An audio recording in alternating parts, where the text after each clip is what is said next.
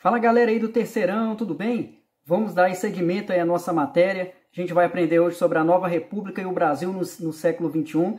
Vamos aprender também, gente, como é que foi o processo de democratização com o fim, desde o fim aí, né, do regime militar.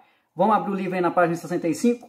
Vamos começar com algumas características importantes deste período que vai abrir a possibilidade aí para que o Brasil possa se realmente democratizar depois do período militar. Vamos lá? Primeira coisa, gente, assim que terminou o período do regime militar, a gente vai ter as eleições indiretas ainda, tá? No fim do governo de João Figueiredo. E nessa eleição vão ganhar as eleições o Tancredo Neves e seu vice, o José Sarney, tá? Ainda no fim da ditadura, a gente teve ainda uma eleição indireta. Então, nessa eleição indireta, a gente vai ter aí Tancredo Neves sendo o presidente e seu vice, o José Sarney. Então, nós estamos vendo aí as fotos dos dois.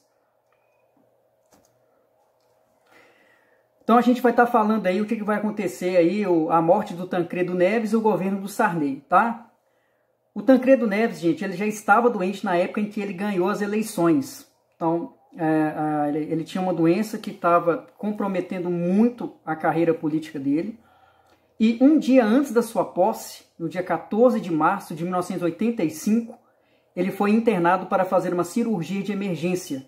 Então, ele precisou ser internado. E aí, por conta disso, o José Sarney ele vai assumir o poder, tá? Porque não poderia de deixar, né, alguém para representar o país.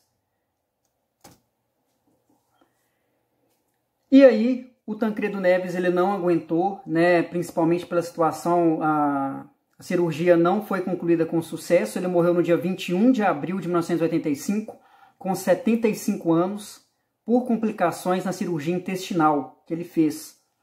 O cortejo fúnebre foi do hospital até o aeroporto de São Paulo, e foi acompanhado por 1 milhão de pessoas, para vocês verem a quantidade de pessoas que gostavam muito do Tancredo Neves. Ele foi enterrado em Minas, né, porque ele era mineiro. O povo depositou muitas esperanças em seu governo. Por que o povo depositou tanta confiança? Porque o período do regime militar já tinha acabado, então via no Tancredo Neves uma mudança para melhor na vida dos brasileiros. E logo depois aí que Tancredo Neves morreu, o José Sarney ele se torna presidente logo em seguida, tá? Olha só que interessante, o José Sarney ele não tinha o mesmo prestígio da população, pois o povo amava o Tancredo Neves. Então o José Sarney ele teve que lidar principalmente com essa falta de prestígio dele em relação ao povo. O povo não gostava dele, o fato é esse. Problemas que o governo tinha que resolver. A inflação crescendo de forma assustadora em 1985, então a alta de preços estava muito forte. A dívida externa do Brasil continuava enorme, não se tinha uma solução para essa dívida externa. E o crescimento horrível do PIB, gente. Na verdade, o Brasil estagnou. O Brasil não conseguiu ter um crescimento nesse PIB aí. Tá? Então o PIB ele ficou num patamar pífio, porque o Brasil não conseguia produzir economicamente. E aí o José Sarney ele vai criar algumas estratégias para ver se consegue recuperar a economia do país. Ele anunciou uma nova moeda. Ele anunciou a moeda chamada o cruzado, tá? Então ele substituiu a moeda que antes era o cruzeiro, ele vai substituir pelo cruzado, tá? Então para vocês terem uma ideia, o que teve de mudança lá? Antigamente, os cruzeiros, né, o cruzeiro tinha 3 zeros. Para a mudança do cruzeiro para o cruzado, o dinheiro vai perder os zeros aí. Então, os 3 zeros foram cortados do dinheiro. Então, 1000 cruzeiros era igual a 1 cruzado.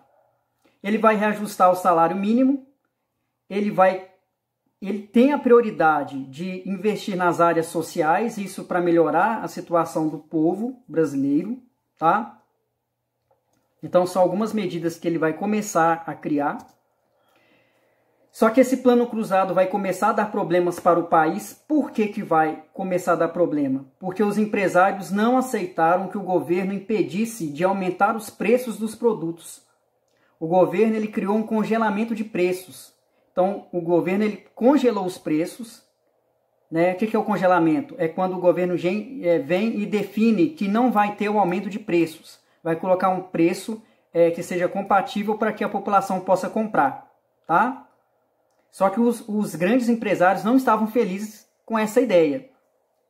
E por conta disso, o novo Plano Cruzado 2 foi lançado e veio o descongelamento dos preços. O que vai acontecer? O Plano Cruzado 2 vai ser lançado, vai descongelar esses preços.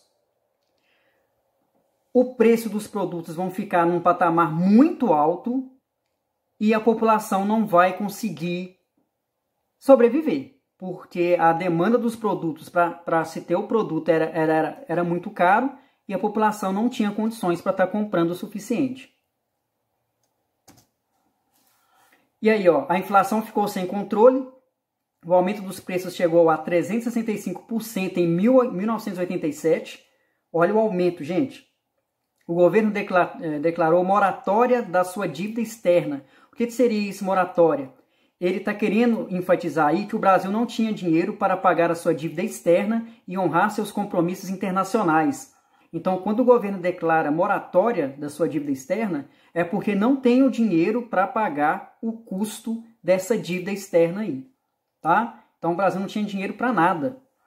O presidente Sarney lançou outros planos para salvar a economia. Ele lançou, em 87, o Bresser, e em 1990 o Plano Verão, para ver se conseguiria resolver essa situação da economia do Brasil, mas não conseguiu.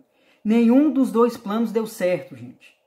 Porque os empresários ficaram com medo do governo congelar de novo os preços, e antes desse congelamento, o que os empresários fizeram? Aumentaram ainda mais os preços para que eles pudessem lucrar em cima desse aumento, de forma antecipada. Então, eles aumentaram os produtos, o preço dos produtos, para que eles pudessem lucrar com mais rapidez. Tá? E por conta disso, o povo demonstrou total insatisfação com o presidente Sarney. Ele se tornou um dos presidentes mais impopulares aí da história do Brasil. E aí vem a Constituição de 1988, que é a nossa Constituição que existe hoje. O Congresso foi aberto em 1º de fevereiro de 1987, com 559 parlamentares. Gente, olha a quantidade de parlamentares que existia nessa época. A Constituição demorou 20 meses para que a Constituição ficasse prontinha. Então, demorou esse tempo todo para ser regulamentado no Brasil. O presidente do Congresso, Ulisses Guimarães, decretou a Constituição no país. Então, aí a gente está vendo a foto dele levantando a Constituição do país, né, que é a Constituição de 1988. E algumas leis dessa Constituição eram o seguinte, eu só citei duas aí, mas tem outras, tá?